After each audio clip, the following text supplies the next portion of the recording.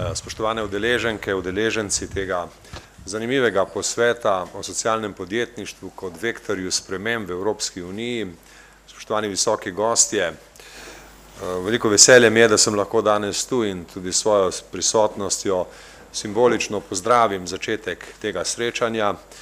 In moram takoj povedati, da sem pri pripravi tega srečanja aktivno To initiate this conference, I also want to point out that I was actively involved in organizing this conference because a few months ago I was talking to the organizers about the approach to a social entrepreneurship, especially at a time when special legislation in Slovenia has been adopted. We came to the conclusion that our conference needs to be intertwined with those in the EU, and it has to be placed in the context of the EU.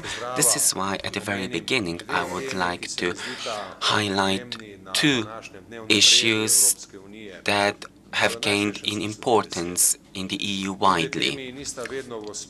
These two issues have not always been put on the forefront because they do not have a sense of emergency or calamity, but they provide for an opportunity. First of all is to set up and finalize the single market in the EU. In 2010, a lot of efforts were put in it. The former President of the Commission, Mario Monti, also published a report on the single market, delineating the tasks ahead. If, of course, we want the EU to have a finalized single market. This report focuses on services, goods, and it also calls for a number of changes in legislative frameworks of member states and the EU.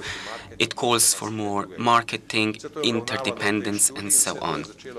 This study by Mario Monti has also led to a legislative process in the EU because first directives were adopted in September 2010 and more are to follow. It is very important that all EU member states also consider what role they can play in this regard and what they can contribute to consolidating the single market. Now, of course, you're wondering how this is connected to social entrepreneurship, which might be quite a novelty in Slovenia, but it has some common ground. And we all need innovation, and innovation is a common thread running through the single market and social entrepreneurship. Now, going on to the second issue of strategic significance for the future of the EU, and this is cohesion. The cohesion funds and all relevant policies have not lost in significance, although they are not always highlighted on a daily basis. We need to point out that the EU has extended its membership to countries that didn't have market economies in the past. And these new countries had to embrace new models. The cohesion funds and all relevant cohesion policies are in this respect of strategic importance for the EU. They're very important for new member states. And I also want to point out that this aspect of the EU should not lag behind. What we need to do is to find financial means and levers to promote social entrepreneurship. What is more, we also need to talk about the context of the EU and connecting the EU with its immediate neighborhood to the east. It is a fact that the EU has its boundaries fixed, but does not mean that it is isolated from its immediate neighborhood, because this neighborhood also believes that it will accede to the EU very soon, and Slovenia also hopes that Croatia will accede to the EU very soon, and that Croatia's accession will be followed by the accession of other countries of Southeast Europe. But to do this, we need to make an effort to connect this part of Europe with the EU. And we also should bear in mind that all these countries from Southeast Europe faced fundamental changes that undermined social cohesion and that at this point in time called for innovation and investment in innovation. Now, focusing on Slovenia in our experience. Slovenia is a very interesting case. It is a country in transition, but it also faced a step-by-step transition. It did not have to face some shocks that were characteristics of other countries of Southeast Europe. Of course, some shocks are just in store for us because we haven't focused on it. And social entrepreneurship is one of these issues that we will have to face. Slovenia is a country of former socialism, and this also means that self-governance was something that characterized our model. The market, which predominates our economy, is different, but a shortage of experience in social entrepreneurship is still a challenge we need to face up to. There is a vacancy that we need to fill with innovation. This is why we had to adapt this piece of legislation, and this is why we needed consultation. When it comes to consultation, we also need to think about where social entrepreneurship can gain ground when it comes to production of services and goods, and this calls for creativity and innovation. Let's take a look at health services, where social entrepreneurship has already taken hold.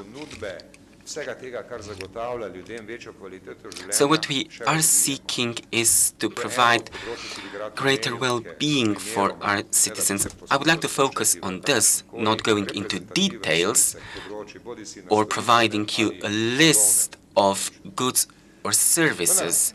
But I do believe that today's conference, and I hope that there will be more, I hope that today's conference will help us to get insight into those areas where social entrepreneurship can be promoted.